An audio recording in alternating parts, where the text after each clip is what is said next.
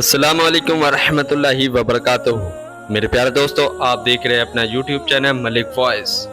आज जो हम वाकया सुनने वाले हैं उसका नाम है सोने का अंडा। इस वाक्य को पूरा जरूर सुनकर जाइए और हमारे चैनल को सब्सक्राइब कीजिए। एक घर में एक अजीबो गरीब नागिन रहती थी जो रोजाना एक सोने का अंडा दिया करती थी। घर का मालिक मुफ्त की दौलत मिलने पर बहुत ही ज्यादा खुश था।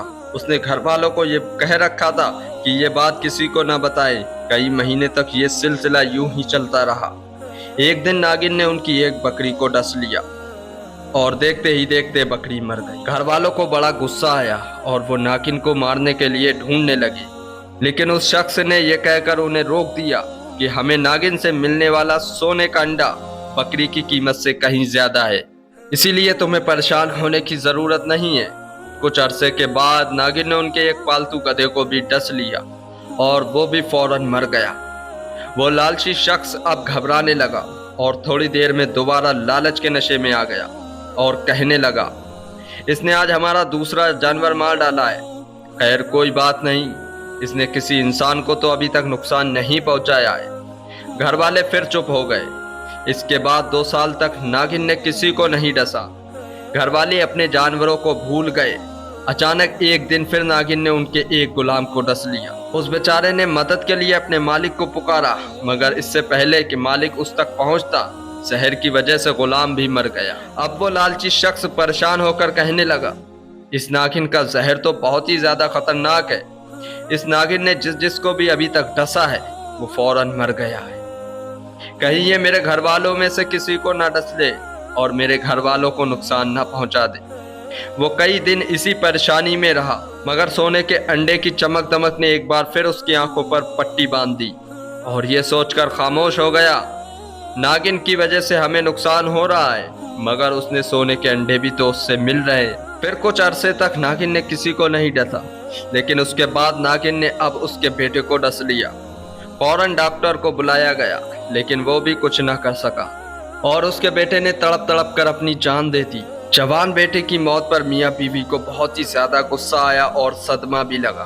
अब वो शख्स ये कहने लगा, मैं अब इस नागिन को जिंदा नहीं छोड़ूंगा और इसे मार दूंगा। अब वो लालची शख्स उस नागिन को ढूंढता रहा, लेकिन वो नागिन उसे कहीं नजर नहीं आई। जब काफी अरसा गुजर गया और उस लालची शख्स को सोने का अंडा अब नहीं मिल रहा था, तो उसकी लालची तबीयत में बेचैनी होने लगी। दोनों मियाँ बीवी नागिन के बिल के पास आए और वहां की साफ सफाई की और धूनी देकर खुशबू महकाई। अब वो नागिन हैरत अंगेज तौर पर वापस आ गई और उन्हें फिर से सोने का अंडा मिलने लगा।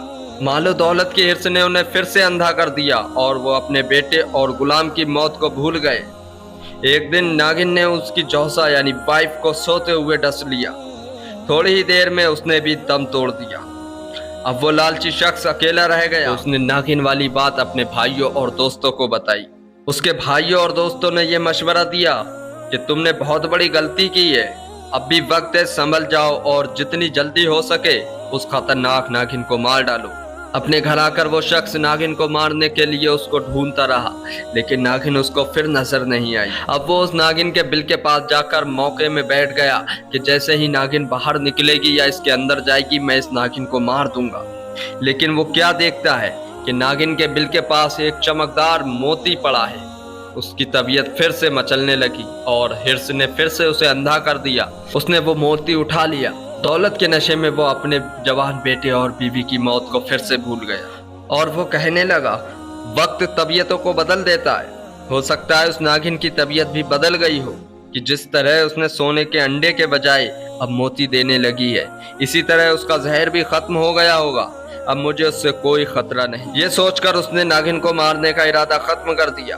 अब उसको रोजाना एक कीमती मोती मिलने लगा और वो लालची शख्स अब बहुत ही ज्यादा खुश रहने लगा और नागिन की पुरानी धोखेबाजियों को भूल गया। एक दिन उसने सारा सोना और मोती एक बर्तन में डाले और उस पर सर रखकर सो गया। उसी रात उस नागिन ने उस लालची शख्स को भी डस लिया।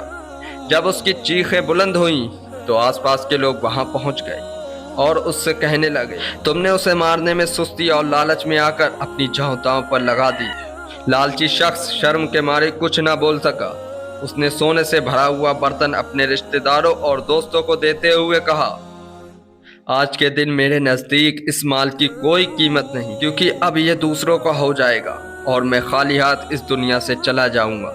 और ये कहने के बाद कुछ ही देर के बाद वो लालची शख्स भी मर गया और उसका हाथ खाली था, वो दुनिया से कुछ भी लेकर नहीं गया। तो आपने देखा कि एक लालची शख्स की लालच ने पूरे हंसते हुए घर को बर्बाद कर दिया।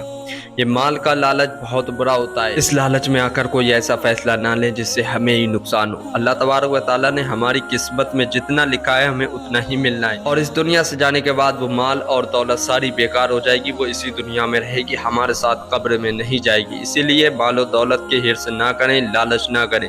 जितना हमारे नसीब में है मिलना उतना ही है। आप इस वीडियो के बारे में क्या कहते हैं, अपनी राय कमेंट बॉक्स में ज़रूर देकर जाइए और हमारे चैनल मलिक वॉइस को सब्सक्राइब करें ऐसे ही वीडियो देखने के लिए।